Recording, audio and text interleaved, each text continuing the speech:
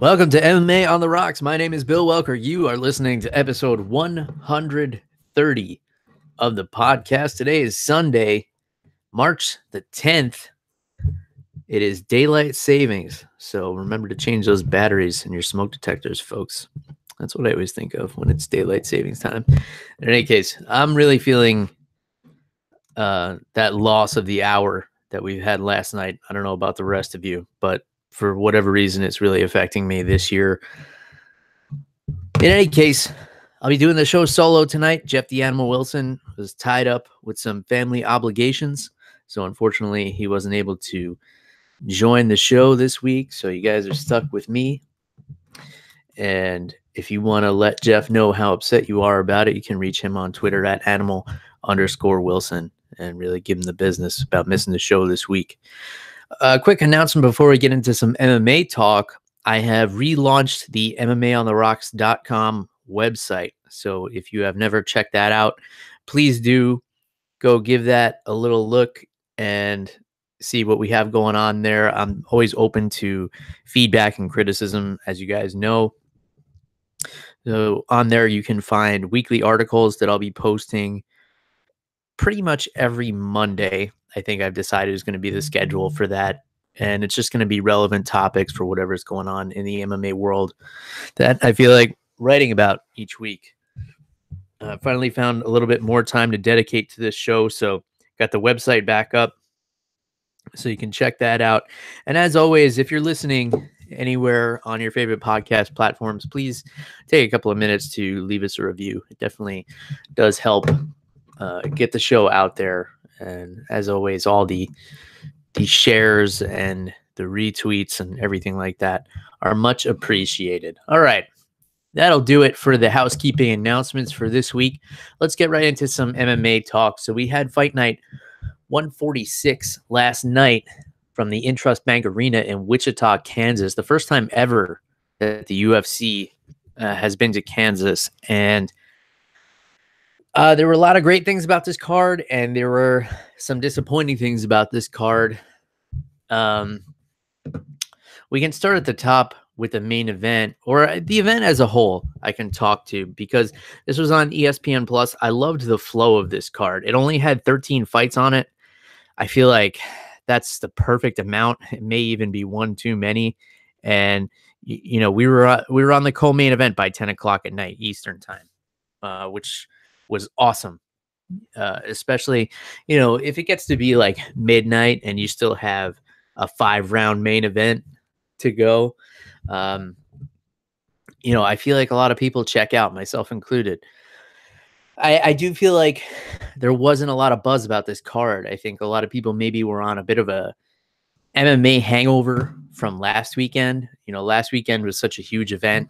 I feel like a lot of people were not tuned into this one, or maybe they just weren't talking about it on social media. There definitely wasn't the same buzz that there usually is on Fight Night. But I love the pace of the ESPN cards.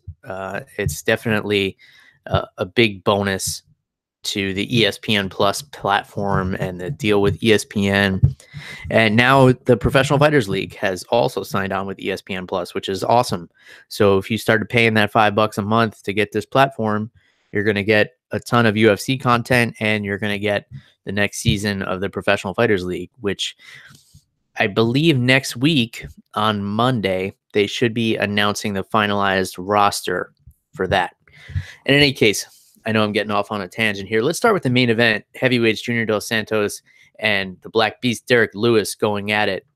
This is one of those fights where you never know what you're going to get. You know, you could get a really explosive early finish from either one of these guys, or you could get two guys that respect each other's power a little bit too much. I heard some buzz that some people thought that JDS might take this one to the ground just to get an easier victory over Derrick Lewis, but I think those people don't know JDS very well, because he loves to box, he loves to stand and bang, and he doesn't care who's standing in front of him. And that's what makes him one of the most exciting heavyweights of all time, in my opinion. I feel like he's very underrated. He's so quick, so explosive. He's such a dynamic striker for a heavyweight, and just very agile. So we had a really exciting first round. I mean, both of these guys got rocked with some big shots.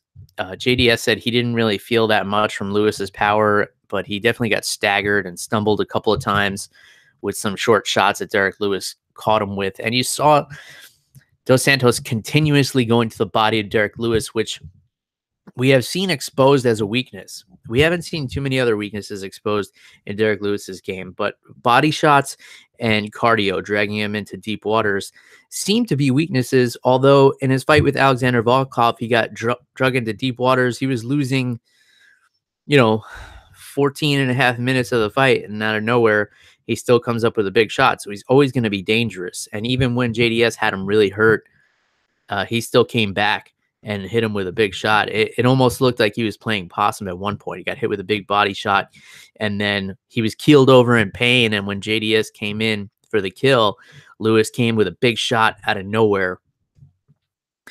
So the body is definitely the most glaring weakness in Derrick Lewis's game, and you have to wonder if it's related to conditioning problems, if it's related to his diet.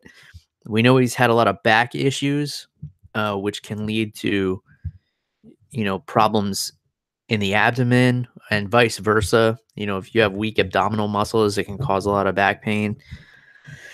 So maybe it's because he's carrying that extra weight. I mean, he does cut weight to make heavyweight. Who knows? But the body shots definitely seem to affect him. I mean, we remember the infamous post-fight speech where he basically said that he was ready to give up because of body strikes because they made him want to take a shit. And that's not something that can be considered normal. But, maybe his balls was hot. I don't know. Nobody knows the answer except for Derrick Lewis. But great performance overall by Dos Santos. I thought he had a great game plan. It did make me a little bit nervous that he kept lunging in for those right crosses to the body. I know he wanted to target the body, but there are definitely safer ways to do it. You don't want to be lunging in on somebody like Derrick Lewis, who has the potential to put you down with a right or a left hand. And he almost did a couple of times. But JDS coming through with that big spinning wheel kick, right to the gut. I don't think it was even a liver shot. It was just right in the stomach of Derrick Lewis, and it just folded him in half. And he stayed patient in there, which is definitely a strength of JDS. And again, I think Junior Dos Santos is a guy who has really been overlooked in this heavyweight division. He's 35 years old, which in any other division you would start to think about retirement, but in this heavyweight division, he's still a spring chicken. That makes 3 wins in a row over top competition. His last loss was to the former champ Stipe Miocic, and he's been forced to take some time off due to some drug test issues that it turned out were not actually his fault. I think a smart call out would have probably been Francis Ngannou for Dos Santos, because Ngannou has been in the talks for a title shot. I don't think Dos Santos is going to get the title shot with a win over Derrick Lewis, although Dos Santos versus Cormier is a very interesting matchup, because a lot of people don't know this, but Dos Santos does have legitimate jiu-jitsu skills. So if Cormier puts him on the ground, that may not be where he wants to be, and nobody wants to stand with JDS. But I think Ngannou would have been the smart call out for him. He's not the type to go back after the fact and call people out on social media or anything like that either. So that fight's not going to come together. I think the opportunity was missed there for him to make that call out in the post-fight speech, but hopefully he gets a pretty quick turnaround and gets back in there. As for Derrick Lewis, I would like to see him against Ben Rothwell, and I'll talk about Ben Rothwell a little bit more as we move down the card here, as he made his return from a 3-year layoff last night in Kansas. But I think that would be a good move for him. I think it's a great fight for both guys coming off a loss, and that could be a fight night main event as well, even though Derrick Lewis is coming off back-to-back losses and Rothwell's coming off the long layoff and the loss. I think these are both still very marketable heavyweights, and people will tune in especially if you have a strong undercard backing it. So we'll move on to the co-main event. Unfortunate that, not a lot of people, I feel like, caught this card. Maybe I'm wrong. Hit me up on social media if I'm getting this one wrong. But again, I feel like there just was not a lot of buzz last night. Maybe everybody was just kind of chilling at home and not getting on social media over this one. But the co-main event, Elizeu Zaleski dos Santos. So we had Dos Santos and Dos Santos both victorious in the main and co-main events, respectively, getting a big win in this welterweight division over a really highly touted prospect in Curtis Millender, who we've spent a lot of time talking about on this podcast. And it seems like he has just not closed the gaps in his grappling game, Millender, that is, because Elizeu dos Santos is really a striker. I mean, his nickname is Capoeira, which is, Brazilian dance striking. So he likes to stand and bang with people, but he was able to get Curtis Millender to the ground with no problem and submit him. It's now the third time in Millender's career that he's been submitted. It's unfortunate because, here's a guy who's 31 years old. You got to wonder if he's going to have the time to close these gaps in his grappling game. It takes a long time to develop the kind of grappling skills to be able to hang in the UFC. And, Elizeu dos Santos is really well versed in Brazilian jiu-jitsu, but, it's not his main means for attack. He just happened to work that game plan because he knew it was a weakness for Millender. He wasted no time snatching up the takedown in the first round, and then it didn't take long at all. 2 minutes, 35 seconds to get that rear naked choke. So a great win for Zaleski dos Santos, taking out, a big name, a really hot up and comer, and it's a big deal for him. Again, I feel like he could have called out a name in this top 10. Maybe he's definitely deserving of it with, I believe, 7 wins in a row. 2, 3, 4, 5, 6. Yeah, seven wins in a row. He's coming off that really nasty flying knee knockout of Luigi Vendramini at Fight Night 137. So, this guy is the real deal. He's got some serious skills. He's really well rounded. It'd be interesting to see him get towards this really grappling heavy top of the welterweight division.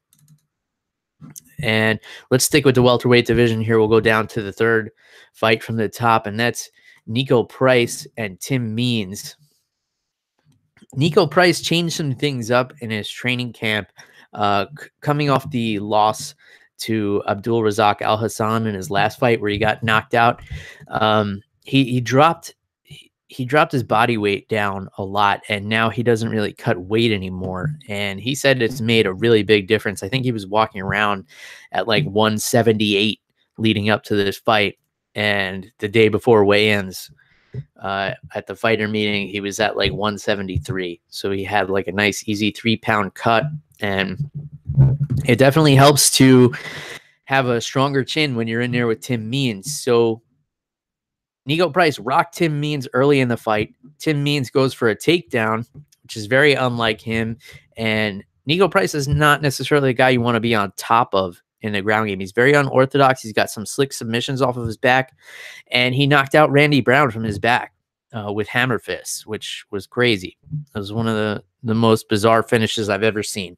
It still stands out in my mind to this day. And I've seen a lot of crazy shit in my time watching this sport and being a fan of the sport. So they get back up to the feet. Tim Means hunting Nico Price down, stalking him with straight punches right down the pipe. And Nico Price kept trying to time the right hook counter. And Tim Means just rushed in a little bit too much. And Nico Price caught him with one of those right hooks that comes in at kind of a weird angle, kind of like a knuckleball, kind of sailing in from the side.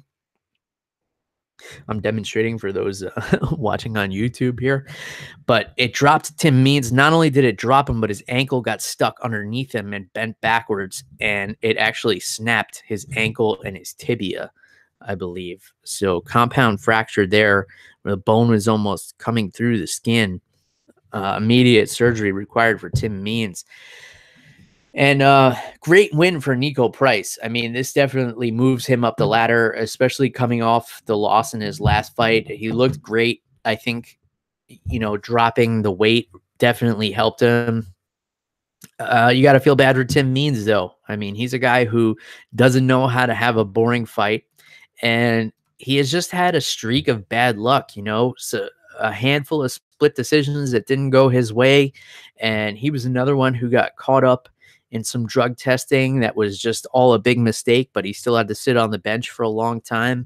And I imagine he's going to have to sit for a while now as he heals from this broken leg injury. But from the social media post I saw from him, he seemed, very gracious, and he has the right attitude. He's saying he wanted to leave it all out in the cage every time and give the fans what they pay for. You got to respect a guy who fights the way that Tim Means does. Also a questionable knee in this fight where Nico Price was coming up from the ground and Tim Means threw a knee, and Paul Felder thought it was illegal, and John Addix said they're under the new rules, and then they came back and said they're not. They are under the new rules, but the knee was still illegal because Nico Price was down. We need to fix this. I mean, it's getting so confusing. And if Paul Felder doesn't know, and he's actually a fighter, how do we expect these other fighters who are in there to know? I mean, obviously you should know the rules, but when they're changing every time you're in a different city, that's fucked up for everybody. The referee shouldn't have to be thinking about it. The fighter shouldn't have to be thinking about it. There should be one set of rules. Let's get this shit organized, for fuck's sake. This is where I need Jeff the Animal Wilson to just agree with me so I could take a breath. In any case, let's get back to the heavyweight division. So all heavyweights and welterweights so far at the top of this card. So Blagoy Ivanov getting away with a decision over Ben Rothwell. And I say getting away with because if you saw Ivanov's face at the end of this fight, it was pretty clear who actually won the fight. And this is where I was disappointed with Kansas as far as the athletic commission. I don't know what fight they were watching here. I thought Ben Rothwell clearly won 2 rounds here. And the fact that not one judge saw it that way is very concerning to me. I think that, we really need to pressure these athletic commissions. And I'm really a proponent of there being a legislative body that oversees all the athletic commissions so that there can actually be appeals and there can actually be consequences in place when judges get things wrong. I would love to see this in boxing as well. I mean, we all remember the Adelaide Bird decision in the Canelo Alvarez versus Gennady Golovkin fight, the first one where she somehow scored it for Canelo when there was no way that he won that fight. And there's just no consequences. All they do is they take you into a room and they ask you to justify your decision. And, it's subjective. So, they keep getting away with it. Even in like Brazilian Jiu-Jitsu tournaments, you have to be a brown belt in Brazilian Jiu-Jitsu to be a referee.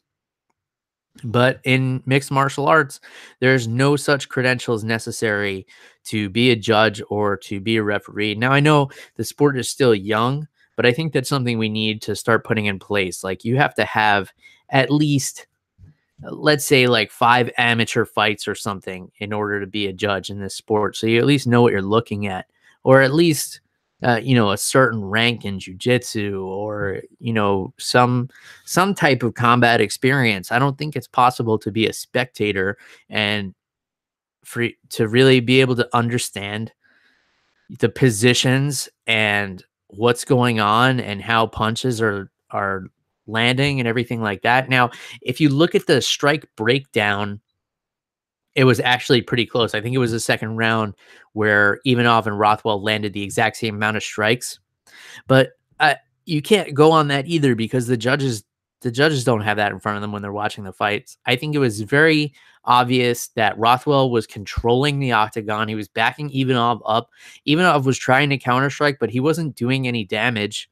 The most he did was force Rothwell to switch stances a couple of times. And, Rothwell almost put him away a few times there, but he was patient. He was composed. I thought he looked great for a fighter who's had a 3-year layoff.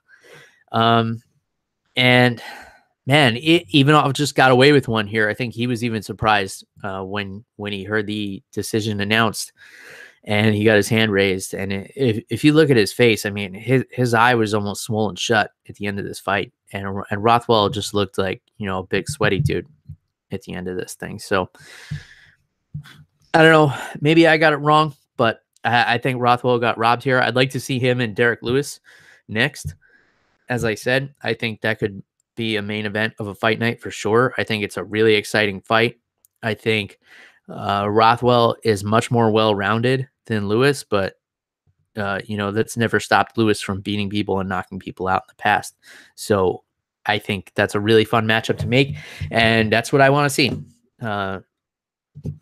As for Ivanov, I guess if he was a little less shocked from winning the fight, maybe he would have called somebody out. This is a heavyweight division that's pretty wide open. Blagoy Ivanov too. I don't want to take anything away from him because he's a very skilled fighter. For a long time, he had a great run in World Series of Fighting. I think he was undefeated there, and then even had one fight when they transitioned into the PFL as well. So he was on a long winning streak coming into the UFC, lost a decision to Junior Dos Santos in his first fight there. So this is actually his first win inside the UFC cage. So, if you come in and you're fighting Junior Dos Santos in your first fight, obviously the organization thinks highly of you. So I'm sure they'll put him in there with a top contender next. Moving on, we got Beneil Dariush and Drew Dober. And I told you guys, if you wanted to see a good grappling match, this would be the one to watch. So Drew Dober is a very good grappler in his own right, but Beneil Dariush is a very high-level grappler. I would put him above a lot of the guys in this lightweight division here. He's had his ups and downs. A couple of unfortunate knockouts for him, but I thought his striking looked very much improved. I really liked the way he was moving in and out of the pocket against Drew Dober, and probably got the worst end of the strikes in that first round, but then in that second round he was able to get it to the ground, and then he used what's called a Kimura trap from the top half guard, where you basically dive across your opponent's body diagonally, and you scoop under their arm with an overhook with your far side arm. I know this is a really convoluted explanation. In any case, you're in top half guard and you dive across your opponent's body for a Kimura, and you basically use that to pass the guard and roll over the shoulder of your opponent. So that's what Beneil Dariush is attempting to do, and Drew Dober tried to sit up, and Dariush just felt him moving underneath him and locked up a triangle with his legs, and then he was able to use that triangle to work his way up the arm and then get an arm bar. And Drew Dober was still moving underneath him a lot. So it was interesting to see Beneil Dariush lock up this triangle and then move with Drew Dober to be able to secure the arm bar. It was very, very top shelf grappling. Awesome job by Beneil Dariush over a really tough opponent in Drew Dober, who, like I said, is a very high-level grappler in his own right. But Beneil Dariush, when it comes to grappling, is one of the highest-level wrestlers and grapplers in this division, which is saying a lot because this lightweight division is stacked with killer grapplers. So I don't think he called anybody out either. Admittedly, I didn't have the volume up too high during this one, and I was watching the fights outside. I don't like to listen to too much of the commentary, not because I don't like the commentators, just because I don't like to be influenced too much. I like to kind of think about my own analysis and kind of things I'm going to say here on the show. I'll skim over a few things here for the sake of time. Amari Akhmedov looking very good against Tim Boetsch. So Akhmedov in the past has been known for gassing out, like even in the first round or in the beginning of the first round. He really tries to knock his opponent out, and it's been a bit of a downfall for him in the past, and a big criticism of his in the past. And he looked really patient in there against a veteran like Tim Boetsch, who, is always in the fight and, is known for knocking people out as well. So big win for Akhmedov there. The other fight I told you guys to watch last week, Anthony Martin and Sergio Moraes. This one went down pretty much the way I said it might last week. Two guys, again, who are really strong grapplers, but Anthony Martin just has the advantage on the feet. Sergio Moraes is a big power puncher, but, when you can't land those shots against a seasoned striker who's able to just move in and out and use distance and everything like that. And obviously Moraes would have liked to get this one on the ground, but, Anthony Rocco Martin, still a very accomplished grappler himself, but I think he wanted no part of the ground game with Moraes. So he did the right thing. He played it smart, and he outpointed him on the feet. Came away with the decision here. Another decision in this women's, let's see, bantamweight? Yeah. Bantamweight division, yes. Yana Kunitskaya and Marion Renault. This fight was awesome, and it had a very peculiar ending, and I'll tell you why. I missed this fight last night. So what I did was this morning I went back and I just watched. ESPN Plus has an option where you can just watch the highlights. And if you watch the highlights of this fight, you would swear Marion Renault won the fight, because at the end of the fight, they're about to announce the winner. Yana Kunitskaya's face is completely smashed in. She joins the Andrei Arlovsky Nose of the Month Club. Like, her face got leveled, 2 black eyes, blood all over her face, and her nose completely smashed. And you see Marion Renault all excited before they announce the winner. And then Yana Kunitskaya gets the decision. So I was like, oh man, this is another case of these Wichita judges fucking things up. So I had to go back and watch the entire fight. Yana Kunitskaya controlled pretty much the entire fight. The first and second round, she was backing Marion Renault up. Marion Renault had a very good high guard with her boxing. Her boxing was super tight. She has great head movement, but she could not close the distance on Yana Kunitskaya. And she didn't figure it out until there was about 2 or 2.5 minutes left in the third round. And once she figured it out, she figured out a combination that opened Kunitskaya up, which was a right straight to the body, followed by a hook to the head. And once she landed that a couple of times, she was able to open up a couple of other things, because Kunitskaya didn't want to get hit with that combination anymore, with that 2-3 combo. So Renault was able to land some big shots on Kunitskaya's face and smash her nose in, like I said, and give her the black eyes. But overall, you got to give it to Kunitskaya for hanging in there. It took a lot of heart to get your face bashed in like that and last, the rest of the fight. Unfortunate for Marion Renault, because, usually you want to say, the person who does the most damage could be the clear winner, like I was saying with the Ben Rothwell and Blagoy Ivanov fight. But this wasn't the case in this fight, because Kunitskaya won the first 2 rounds. And man, if anything, I don't think you could even get a 10-8 round to Marion Renault in that third round, because I don't think Kunitskaya was in danger of going out. She hung in there the whole time, but Marion Renault just figured out the puzzle, and she figured out how to close the distance, and she smacked her up good in that third round, and she looked great, especially for 41 years old, by the way. Marion Renault getting in there and throwing down with Yana Kunitskaya, who is, I believe, in her 20s. She's not that old.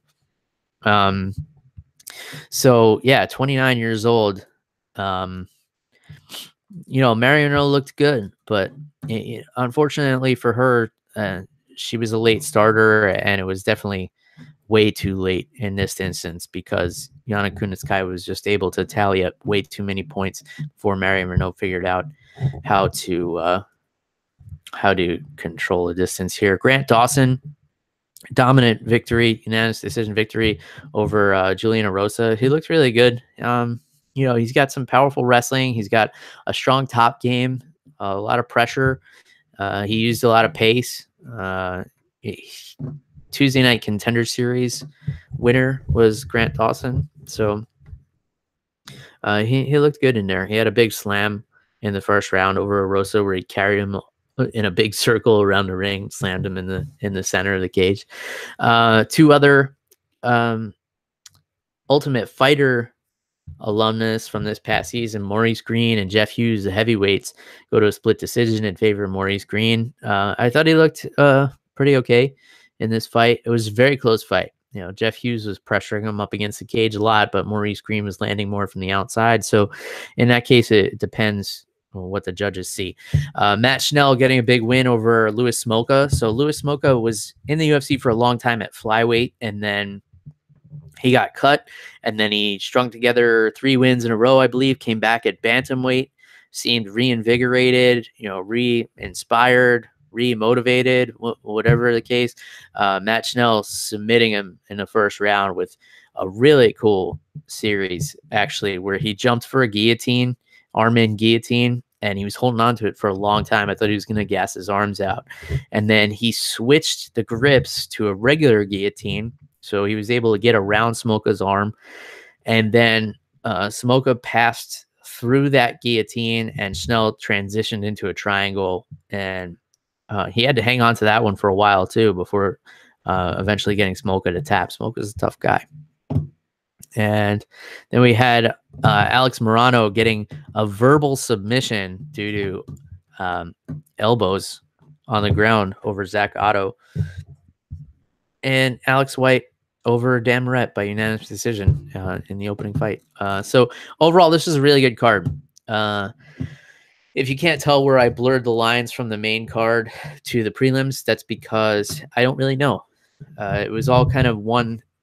It was all kind of one thing. It was the 13 fights, and I think it started at 6:30 or something, and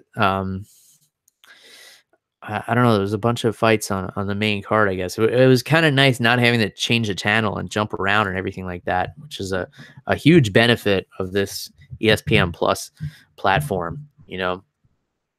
I don't like when you have to go to Fight Pass for the early prelims, and then you put on ESPN for the prelims, and then you find wherever the pay-per-view is, or it goes back in the day where it used to go from Fox Sports 2 to Fox Sports 1, and even if you were recording it, maybe you didn't get it because they had on NASCAR or college basketball or some dumb shit like that. In any case, I thought it was a great card. So if you missed any of those fights, or if you missed all of those fights, definitely check out the main event. The Nico Price-Tim Means fight was crazy. So look at that one. Even Offen Rothwell was not that exciting of a fight, but if you want to go back and tell me I was wrong about Rothwell getting robbed, but by all means. Beneil Dariush looked great with that armbar. The setup was really slick. I really like that one. And the last one I'll give you is Yana Kunitskaya and Marion Renault. I thought that was one of the more entertaining fights for me personally. So we get to keep on rolling with some MMA action. We have this next weekend coming up, St. Patrick's Day weekend on the 16th, the O2 Arena in London.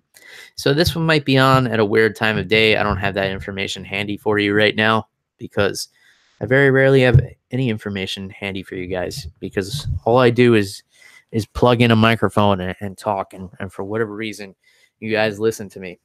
Before I get going on next week's card, which is headlined by Darren Till and Jorge Masvidal, which is a really awesome matchup that Ben Askren is very interested in the winner of, because he'll be in the audience, I guess, to call out Darren Till if he wins. Before I get into that, I want to talk about a little bit of booze with you guys, because I know I've been lacking on that. And I know some of you enjoy hearing what I'm sipping on occasionally. So here's a pleasant surprise that I picked up a couple of weeks ago, and I've been meaning to talk about it, and I just never got around to it. For those of you who are joining me live here on YouTube or watching this later on YouTube, hello. I'm holding up what looks like a can of motor oil, and it is in fact bourbon whiskey. This is distilled by Stillhouse Spirits. They're from Columbia, Tennessee, and they put their whiskey in basically what looks like old motor oil cans, which is kind of a cool gimmick. Usually, I tend to think that if somebody has a gimmick, it's because they're compensating for something, usually shitty booze. This is definitely the case with like a lot of wines and stuff. Wines will have flashy labels, and then it'll be shit wine inside. So that's fully what I was anticipating with this. But I started reading some things online, and some people started saying like this stuff is actually pretty good. And they make a bunch of flavored stuff, which tends to put me off too. They make like cherry and like all fruit flavored. So I picked this one up, and it's a black bourbon. They call it bourbon, but it's actually a blend of corn, rye, and barley. So I don't know if it technically qualifies as a bourbon, but let's call it a bourbon for argument's sake, because that's what it says on the label. And the reason it's called black bourbon is because they use oh, excuse me. They use American oak barrels, and they let it mellow in coffee beans, which gives it a nice smooth finish. And it really does work. Now I don't know if you could just take any bourbon and sit it in some coffee beans and it'll taste good. I don't know if there's actually a caffeine content to this either, which troubles me because I'm drinking some right now and it's almost 10 o'clock at night. But whatever, you only live once, right? So on the nose it's got kind of a lot of sweetness to it, and you can feel it. You get some vanilla notes like right up front, and then it really does have a smooth finish from that coffee. It doesn't taste like coffee at all, but I guess it just kind of mellows out, and the coffee, I guess, takes some of the harshness away from the alcohol. I guess the acidity of the coffee kind of balances out the harshness of the booze. It's 80 proof, so it's not that strong, but for a bourbon, they can still be pretty harsh. You don't actually need to add anything to this. I usually recommend a couple of drops of water or a few ice cubes to kind of open it up and let it breathe. And this actually drinks really nice, just neat on its own. They use limestone water, which is actually pretty popular. I don't know if you guys remember, I was talking about the Widow Jane bourbon that comes out of upstate New York. It might be a couple months ago at this point, but the limestone water is a nice touch too. I think it really helps add to the flavor. It's just something a little bit different. But the reason I was so surprised by this is because I picked this bottle up for like 22 or 23 bucks. So my expectations were very low, which probably helped me enjoy it even more. If I had paid a lot of money for something in an oil can, I would be like, great, now this is going to suck. And I would probably be disappointed no matter what, but actually really good. So the black bourbon by Stillhouse, and I definitely plan to try like the regular bourbon. I don't know if I'm going to try the flavored stuff. I'm not too into that. I'm more of a purist when it comes to bourbon. I don't think it needs to be messed with too much. Every now and then I'll try like one of the honey things or something like that. Nothing too out of the ordinary. Jim Beam did the black cherry for a while. I was a little bit into that, the red stag when that came out. I probably wouldn't like it now because I've been drinking, I guess, better stuff. But in any case, Stillhouse Black Bourbon, good shit. Let's move on to this upcoming week of mixed martial arts in London. So Darren Till trying to rebound off his loss to the former champ, Tyron Woodley. Getting right back in there. It seemed like he was really going to move up to middleweight after that fight. That's really what I wanted to see from him. There's so many awesome fights for him at middleweight, and he sucks himself down so much to get to welterweight. And he's already got his eyes on Ben Askren. They've been talking a lot of shit back and forth, but you cannot overlook Jorge Masvidal. This is a guy who is a fighter. I know that's the obvious thing to say, but this guy was born to fight. They call him game bred because he was bred to be a gamer. This guy was fighting in people's backyards, like those backyard fights with like Kimbo Slice and stuff like that down in the Miami area. He was back there doing that, before he ever became a professional. And he's a guy that's just so hard to put away. And, even his losses in the UFC have all been like pretty close decisions. He has not been finished since 2009 in Bellator. And since then, he's had over 20 fights. He's coming off 2 losses in a row, but, they were decisions to Damian Maia and Stephen Thompson, who, are perennial contenders at the top of this division. So Darren Till should not be looking past Jorge Masvidal, and he should stop talking shit to Ben Askren because he's going to get distracted. And, when you have Jorge Masvidal standing across from you, the last thing you want to be is distracted. You need to be 100% focused. Jorge Masvidal will stand and strike with anybody. He has great wrestling. He has outstanding submission defense. Not that he'll need it in this fight. But Darren Till is, I imagine, going to be a favorite in this one, and for good reason. He's explosive. His whole left side is dangerous. Knee, elbow, punch, kick. He can put almost anybody down if he connects.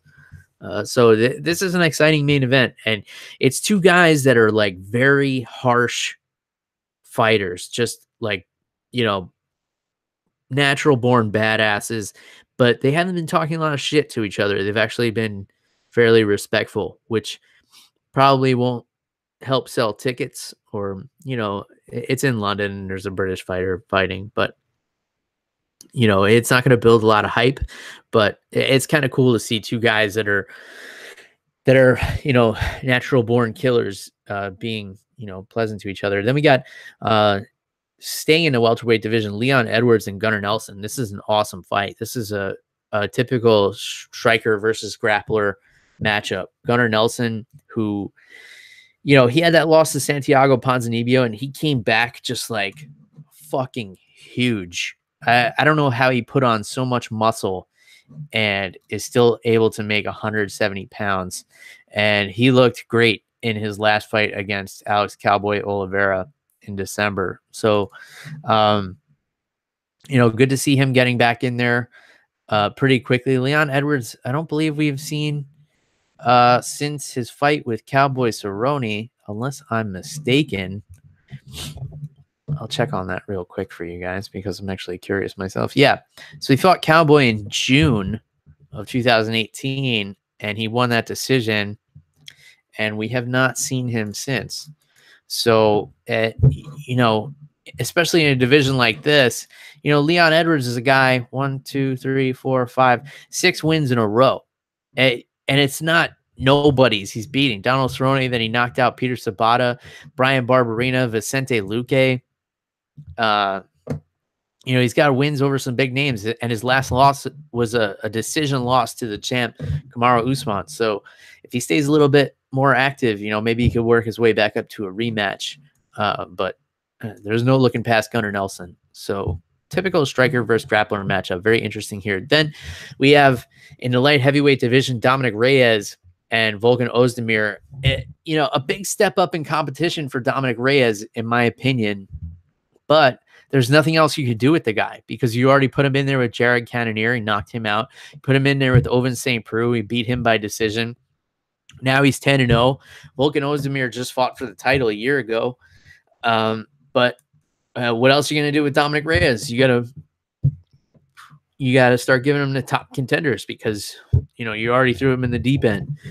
Ozdemir's got the kind of power that can put anybody to sleep, but Reyes very well rounded. I think only one opponent has made it out of the first round with him, or made it to a decision with him, I should say.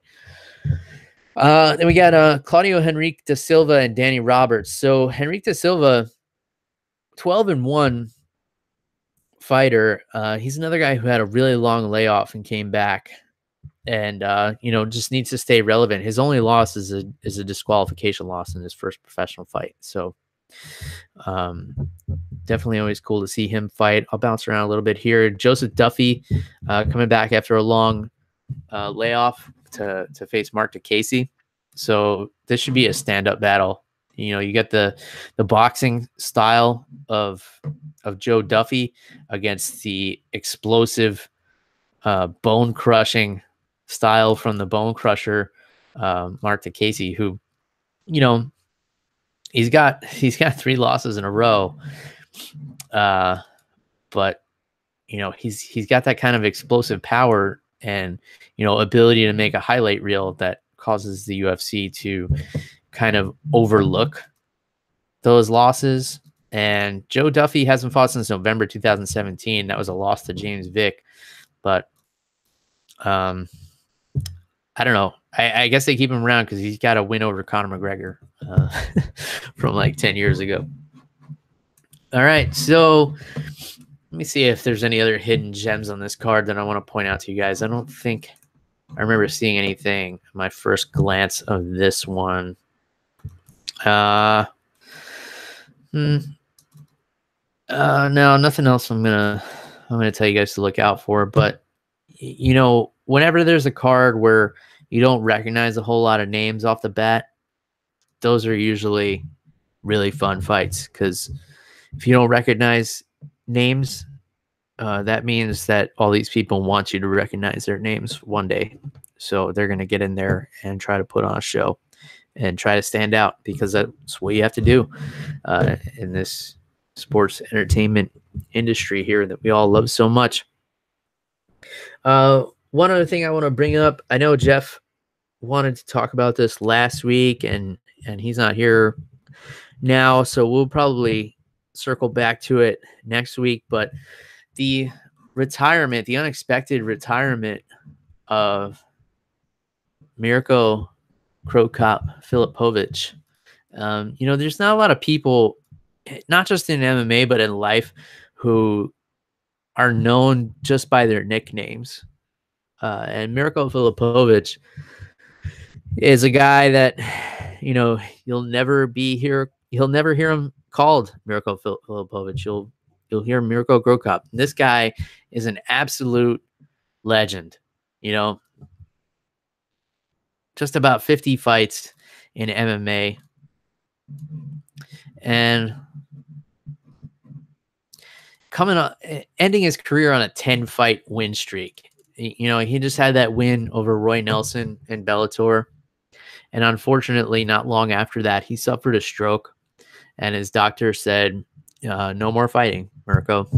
And Mirko said, "Okay, I guess it's time to hang it up." And here's a guy, 44 years old, but as a heavyweight, that's not something that's uncommon. And he's fought, by the way, almost 50 something fights. That's just MMA. He's also had, I don't even know how many kickboxing matches. This guy has highlight reels for days. I mean, you could go and watch an hour of Mirko Krokop highlight reels. That's the kind of career this guy has had. So definitely from us here at MMA on the Rocks, a big thank you to Mirko Krokop for, all the memories over the years. I mean, this is a guy who was a legend in K1 kickboxing. And then he was a legend in Pride in Japan. And then he came to the UFC and he kind of struggled and had a hard time adjusting to the cage. And then he had a resurgence, and then he left the UFC, and then he went over. We thought he was kind of retired, but then he went over to Ryzen, back to Japan, back to where he started in MMA. And he had another resurgence of his career, and he was knocking people out again. And then he went to Bellator, just recently signed with Bellator. And, we thought, he beat Roy Nelson, and there were some big fights from there, but this is the end for Mirko. And obviously we hope that, he recovers and he's able to stay healthy and enjoy his retirement. And, thank you, Mirko, for all the amazing memories. I'll always remember right leg hospital, left leg cemetery. That's what he used to say about his opponents, if he was able to land a kick on them. Some of the most devastating head kick knockouts you'll ever see in your life. So thanks, Mirko. I'll raise a glass of Stillhouse Black Bourbon to you. Cheers. I think that's all I got for this week, guys. Please send me some feedback. I always love hearing from you guys, especially, what you guys are drinking during the fights and what you think about the show, what you'd like to hear different. And check out the website, maontherocks.com, and let me know what you think of that, what you'd like to see different over there. And, I'll see if I could work it in. I'll probably be writing another article tomorrow. So by the time you're hearing this, it may be published, maybe not. I don't know what it's going to be about yet. Maybe it'll be about Miracle Crow Cop. Maybe it'll be about Stillhouse Bourbon. I don't know. I haven't decided. In any case, please leave us a review wherever you're listening or watching or however you're consuming this content. And, let us know what you're thinking and drinking out there at MMA on the Rocks, Facebook, Instagram, Twitter. Send me an email, MMAonTheRocks@gmail.com. I'm always open to feedback and having a great conversation about MMA and alcohol. So until next time, cheers, everybody. Goodbye.